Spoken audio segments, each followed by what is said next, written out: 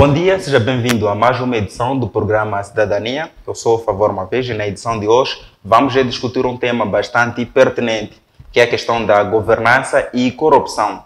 Vamos aqui tentar perceber como é que se pode fortalecer a transparência e a responsabilidade nas instituições públicas. Como é sabido, nos últimos tempos tem havido relatos de corrupção nas instituições públicas, isto desde escolas, hospitais, e nós vamos aqui tentar perceber quais são os desafios que estas instituições têm ao lidar com esses casos e que medidas também podem ser tomadas para poder solucionar este problema. E para debatermos este tema, temos aqui a honra de receber no nosso programa a Rosa Chagual. Esta aqui é jurista e é com ela com quem vamos conversar. Rosa, muito bom dia e seja bem-vindo ao programa Cidadania. Obrigada. Obrigada à Extra Mind TV pelo convite e se permitam saudar também a todos os internautas, telespectadores do outro lado, e vamos falar deste tema que é bastante pertinente, é atual e é de interesse social. Muito bem. Só mesmo para pontapé de saída, quais são os desafios que as instituições públicas no nosso contexto têm enfrentado na questão da transparência? Os desafios, enumerá-los seria complicado, porque temos uma série de desafios.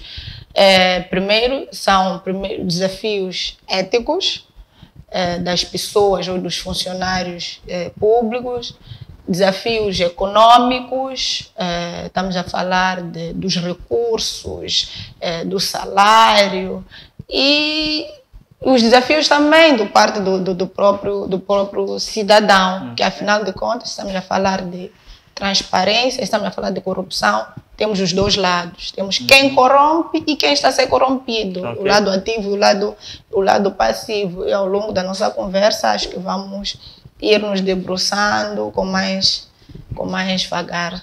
E como é que esta questão, por exemplo, da corrupção se manifesta nas instituições públicas? Pois, as instituições públicas, a corrupção é manifestada de diversas formas. Estamos a falar de corrupção, estamos a falar de alguém oferecer dinheiro ou qualquer outro bem para obter uma vantagem em detrimento dos outros. E como se manifesta aquilo que todos nós vemos.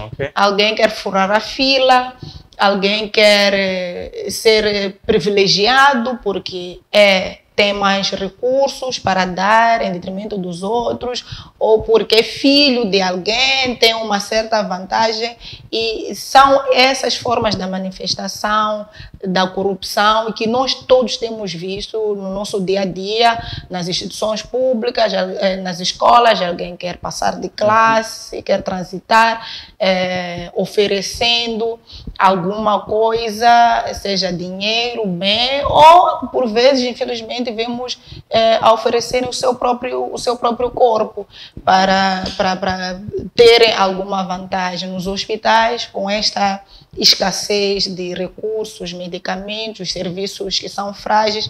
Também vemos a corrupção a manifestar-se, pessoas dando dinheiro para ter o serviço de saúde, para ter uma maca, para ter um quarto, para ter um serviço mais ou menos humano em relação às outras pessoas. Ok, muito bem. Percebemos aqui que há uma luta, assim, digamos, essa vontade de furar a fila. E o furar a fila, que consequências é que traria para a sociedade? O furar a fila, não se olham as prioridades. Se eu estou a furar a fila, se, por exemplo, estamos a falar de um hospital, eu acho que eu estou grave, mas pode ser que haja alguém que está pior em relação a mim. Se eu furo a fila, eu vou prejudicar a quem seria o primeiro a entrar. Se é o primeiro a entrar, é porque foi o primeiro a chegar, ou porque deve ter prioridade em função da sua condição física, idade, condição débil ou não. Então, se eu furo a fila, claramente que vou prejudicar a quem seria o primeiro antes de mim. Ok. Então entendemos aqui que há consequências imediatas logo para a pessoa que estaria ali, por exemplo, pronta a ser atendida. Neste caso, sim, são consequências imediatas, porque se essa pessoa ia ser atendida em 2 minutos, vai ser atendida ou no dia seguinte, ou depois de 1 hora, ou depois de 2 horas. Se estamos a falar de doença, pode vir a perder a vida. Se estamos a falar de outras situações, serviços, eu saí de casa, achava que ia resolver um assunto em 30 minutos, afinal de contas resolve em 2 horas, 3, ou resolvo depois de alguns dias. Então, claramente que há consequências imediatas para o cidadão, para aquele que foi passado para trás, porque, logicamente, se há essas situações, não tem como eu planificar nem o que eu vou fazer durante o dia, nem quanto tempo eu vou levar numa instituição ou a tramitar algum expediente ou algum processo nas instituições públicas. Ok. E que medidas é que a Rosa acha que podem ser tomadas tanto ao nível da comunidade, ao nível das autoridades ou mesmo da sociedade civil, no sentido de fortalecer a transparência nessas instituições? Bom, é sempre importante, a transparência é a chave, a maior chave para a boa governação, é a chave para o combate à corrupção. A primeira medida é nós refletirmos no outro. É individual, é cada um pensar, é cada um levar os seus valores morais, éticos, como cidadão. Como servidor público, também é recíproco. Devem sempre se pautar pelos valores morais, éticos e os que são socialmente aceitos. Também deve-se adotar plataformas onde que já existem para as denúncias, seja por telefone, e-mail e outros meios, redes sociais, que são coisas que nós temos visto. As denúncias são frequentes, mas também é necessário proteger-se a imagem do denunciante, de quem está a queixar-se do mau atendimento ou do mau serviço. A prestação de contas, os tribunais também devem estar aptos a julgar conforme a lei e sancionar as pessoas que violam os seus princípios da sua profissão, os seus valores e a sua ética, deontologia, que claramente é ferida por essas práticas. Ok. Então entendemos aqui que todo esse rol, a comunidade, assim como as autoridades, desempenham um papel importante no combate da corrupção nas instituições públicas. Claramente que sim, porque é a comunidade, é a sociedade, é o cidadão que sofre em primeira linha. E é ele que sofre, é ele que também deve e pode ajudar a fiscalizar. Deve e pode ajudar a combater essas práticas. Então, sim, o cidadão tem um papel importante para o combate dessas práticas anticorrupção e outras. Ok.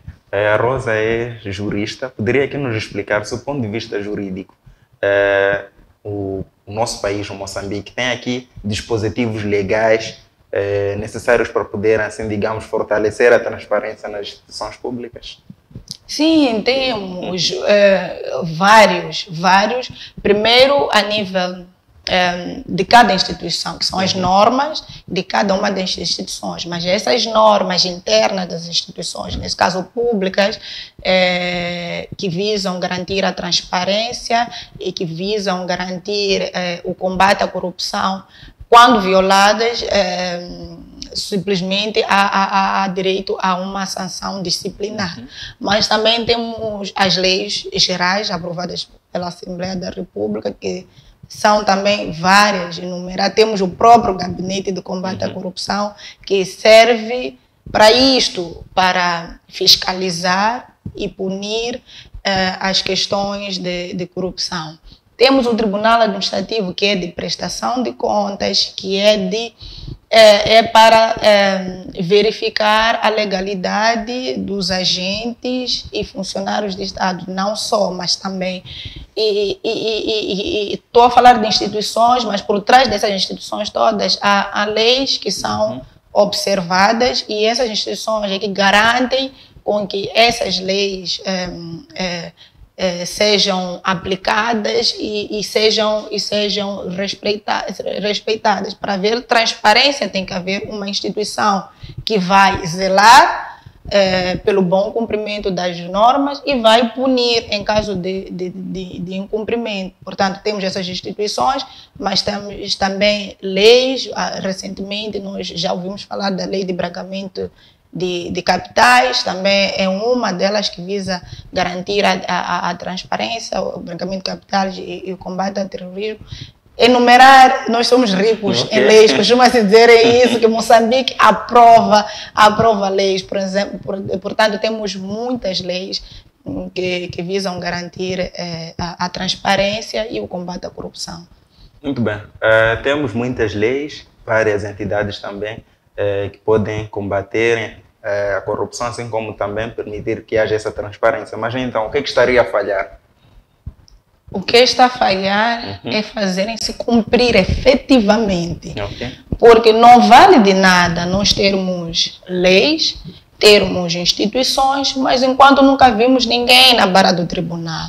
Nunca ouvimos nós, cidadãos, que o servidor X, o servidor Y foi punido, ou o Estado. Temos os casos que nós temos ouvido, um e o outro, sobre a transparência. Um deles, que é o mais famoso e maior, é das dívidas ocultas, mas temos outros casos menores, como de agentes da polícia que são julgados. Também tivemos um caso que foi dado a conhecer, mas no universo do nosso país, diríamos que esses casos são poucos, são ínfimos, para dizer que respondem àquilo que essas instituições foram criadas, estão a fazer, o que essas leis foram criadas estão a fazer. O que está a falhar, se calhar, é mesmo se colocar mão na massa e não tapar o solo com a peneira, como costuma-se fazer, e dar-se a conhecer. Afinal de contas, se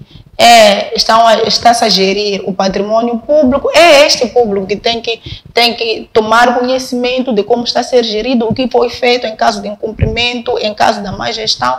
É este povo, é este público, é este país, esse cidadão que tem que tomar conhecimento do que foi feito. Está a falhar, sim, muita coisa. Está a falhar não estarmos a ver o que está a ser feito, está a falhar não estar a ser publicitado, porque enquanto nós não soubermos que houve responsabilizações, nós vamos dizer que não está-se a responsabilizar. Ok. Sim. Então temos várias leis, está a falhar a implementação. O que fazer então numa situação dessa em que temos leis, está-se a falhar na implementação? A quem cabe, digamos assim, essa autoridade poder fazer com que as leis de facto funcionem, elas sejam implementadas no nosso contexto? Quem implementa as leis são os órgãos colocados nessas entidades ou nessas posições. O que tem que se fazer é continuarmos a falar, é continuarmos a fiscalizar enquanto cidadãos, enquanto sociedade civil, enquanto pessoas que estão preocupadas em ver com que alguma coisa seja feita. Tem o gabinete do provedor de justiça. As pessoas vão lá, queixam-se, mas muitas vezes, ou algumas vezes, as suas queixas não vão para frente. Para que foi criado a figura que já existia, mas não estava a ser implementado do provedor de justiça? Que é para o cidadão que sente-se injustiçado, seja por um processo que não está a andar, por alguma coisa que não está bem, ir se queixar. Mas se formos a perguntar aos cidadãos, fazermos a estatística, quem queixou, o que foi feito, qual foi o resultado, se calhar não vai ser satisfatório. Então, o que podemos fazer enquanto cidadãos é falar, é a nossa voz chegar a quem de direito, é a sociedade civil continuar a fazer essa fiscalização, continuar a falar, se calhar aí a nossa voz será ouvida. Ok, muito bem. E quais seriam as recomendações que deixaria ficar as instituições no sentido de fortalecer a transparência e a responsabilidade nas instituições?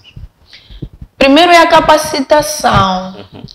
Tem que se formar os quadros e capacitar-se, porque alguns não fazem ou fazem mal porque não têm conhecimento, não estão capacitados, estão há muitos anos a exercerem uma certa função, bem ou mal, e ficam cômodos. Há que se fazer a capacitação dos quadros, dos funcionários. Segundo, é criar esses mecanismos públicos, sejam eles portais de governo, para que as pessoas possam facilmente ver, consultar e verem o que pode se fazer, passos a seguir. E também, claramente, dizem que nós não temos dinheiro, mas sabemos que tudo isto está assim porque os salários são baixos. A tabela salarial do funcionário público tem que ser revista. Falhou, mas pode-se rever e dar-se ferramentas de trabalho ao funcionário. Deve-se dar ferramentas de trabalho para executarem o seu trabalho com êxito e ter boa performance. Ao cidadão, nós é que devemos parar de sermos nós os atores da corrupção, sermos atores da má governação, sermos os atores desta situação que vai conduzir à falta da transparência e à corrupção. Portanto, são essas recomendações em linhas gerais que poderíamos aqui deixar. Ok, Rosa, só mesmo para finalizar, governança e corrupção em Moçambique. Voltamos já à questão inicial. Como é que se pode fortalecer a transparência nas instituições públicas? A governança e a corrupção são fatores que andam acasalados. Okay. Para haver transparência, claramente que se houver transparência, haverá uma boa governação. Para haver transparência, tem que se fazer a prestação de contas. Prestação de contas do patrimônio público. Os impostos que são tirados, as pessoas devem saber quanto é de imposto que foi coletado, quanto é de receita que o Estado coletou, o que é que foi feito. Aí teremos a transparência. Onde foi aplicado o recurso? O que foi feito, o que espera-se fazer. Isso tem que ser feito e pode claramente ser feito de forma fácil. Existe o portal de todos os ministérios, mas não tem informação lá dos dinheiros que foram coletados, quem contribuiu, para que foi feito, a taxa YXZ foi coletada, para que serviu. A partir daí, se isso for feito, teremos uma transparência efetiva e teremos uma boa governação. E se isto acontecer, a corrupção vai diminuir, aliado aos outros fatores que vamos já rolar ou que já rolamos. Ok, Rosa. Muito obrigado por ter estado aqui conosco no programa Cidadania. Obrigada, eu. O nosso muito obrigado a você também que esteve aí desse lado a acompanhar o programa Cidadania. Estivemos aqui a debater a questão da governança e corrupção. Como é que se pode fortalecer a transparência e responsabilidade nas instituições públicas. Estivemos em conversa com a Rosa Chaguala, esta que é advogada, mas também jurista. Deixou aqui ficar alguns desafios, algumas práticas, e assim como também propôs algumas soluções que podem ser tomadas no sentido de se fortalecer, então, a transparência e a responsabilidade nas instituições públicas. Nós ficamos por aqui com promessas de voltar amanhã com mais um programa Cidadania.